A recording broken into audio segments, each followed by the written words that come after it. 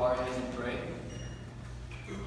Our Father in heaven, thank you for blessing us with this opportunity to come to you, Lord, and to fellowship with each other, Lord, and to praise you, Lord, as well as to also learn about you, Father God, and your words, and all that you want us to do for you, Father God, Lord. Before we get to our lessons, we pray that, and we ask that you open up our hearts and minds so that whatever may be taught to us, that we may receive it, Lord, into our hearts and minds, Lord, and that whatever be taught to us, Lord, the brother may preach it and teach it in spirit and in truth, Lord. And we also pray for the brother who's going to give us a lesson today, Lord. Be with him and give him the words that you wish for him to teach us, Lord. Thank you for all you do for us, Father God, and forgive us for our sins. Be with us all this time. In Jesus' name we pray. Thanks. Amen. Tonight our speaker is none other than our brother Neiel Mallari, son of Jonathan Hinckley and Sister Jackie Hinckley, brother to Timothy Hinckley and brother Joseph Hinckley. Alright, so tonight he will start us off this year in our yearly theme of effective Christianity that will be found in 2 Peter chapter 1, verses 3 through 11. So right now, I hope you are ready. I hope you have your own Bibles with you. I hope you have pens, pencils, papers, to take some notes on the lesson this evening. And after the lesson, we will be broken into our breakout groups by age, and we will talk about the lesson that we will hear further after the lesson is over. So, Brother Daniel, start us off. You don't need a microphone? Okay. All right. Good evening. You'll turn with me to 2 Peter chapter 1. 2 Peter chapter 1. Before I start tonight, I have to thank first of all me for giving me the opportunity to speak in front of you, and to thank you all first of all for coming, because my job would not have a purpose if none of you were here. So thank you all for coming out tonight, because there's a lot of things we could be doing with our Friday nights, but you all chose to come here, and that's an encouragement to me, and it is encouragement to everyone else in this room. So thank you all for coming. So tonight's lesson, we'll be talking from 2 Peter chapter 1. We'll be reading verses 2 through 11. 2 Peter chapter 1, verses 2 through 11. 5. Does anyone need a Bible? So we can follow along. 2 Peter chapter 1, verses 2 through 11. 3 through 11. This is what the Word of God says. His divine power has given us everything we need for life and godliness through our knowledge of Him, who called us by His own glory and goodness. Through these He has given us His very great and precious promises, so that through them you may participate in the divine nature and escape the corruption in the world caused by evil desires. For this very reason, make every effort to add to your faith goodness, and to your goodness knowledge, and to knowledge self-control, and to self-control perseverance, and to perseverance godliness, and to godliness brotherly kindness, and to brotherly kindness love. For if you possess these qualities in increasing measure, it will keep you from being ineffective and unproductive in your knowledge of our Lord and Savior Jesus Christ. But if anyone does not have them, he is nearsighted and blind, and has forgotten that he has been cleansed from his past sins. Therefore, my brothers, be all the more eager to make your calling and election sure. For if you do these things, you will never fall, and you will receive a rich welcome into the eternal kingdom of our Lord and Savior, Jesus Christ.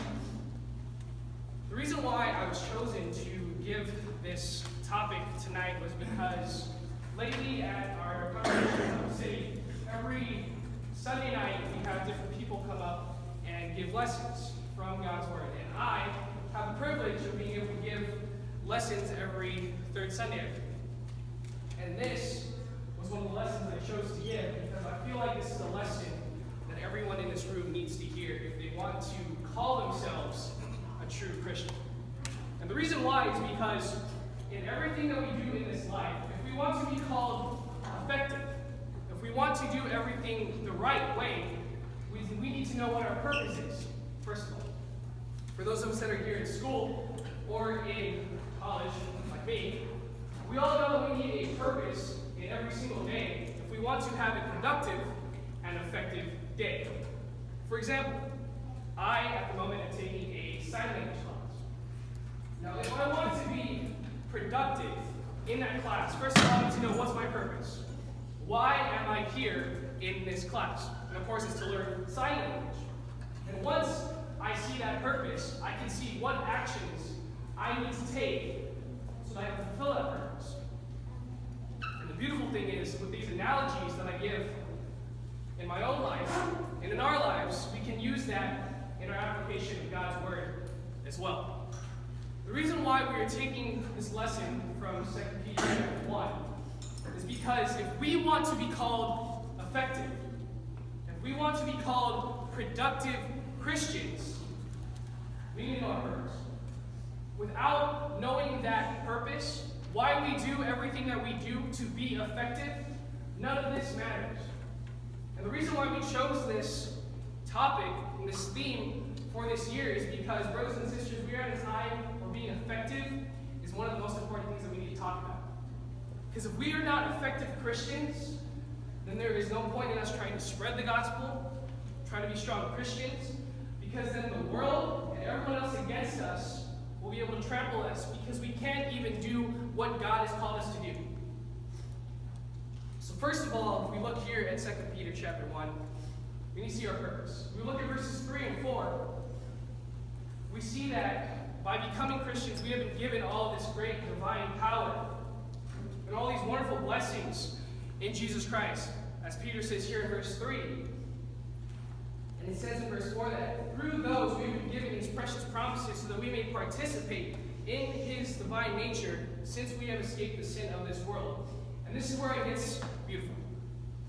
You look at verse 5, it says, for this reason.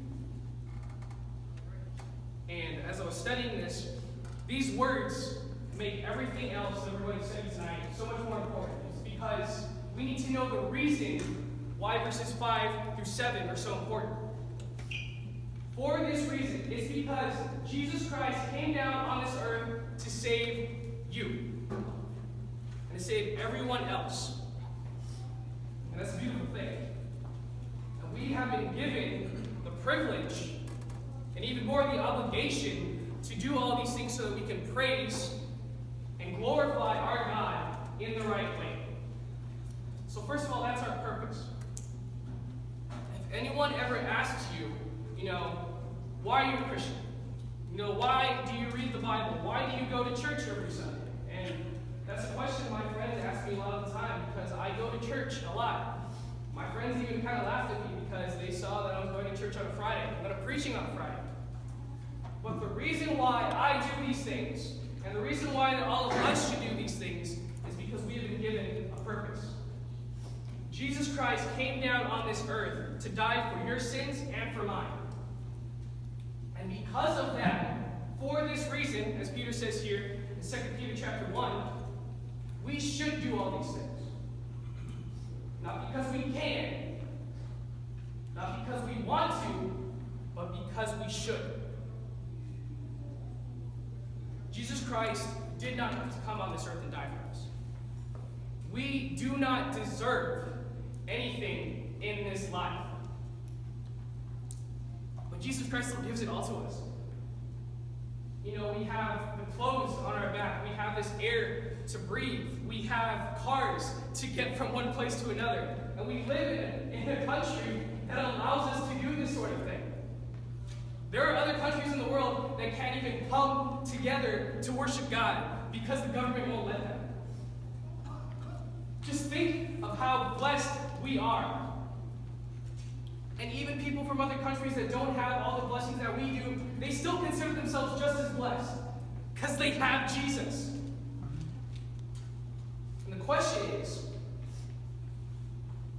are you going to be a Christian that shows up every Sunday and sits in that pew and takes in just what's on that Sunday? Or are you going to take the time to take every day to be effective?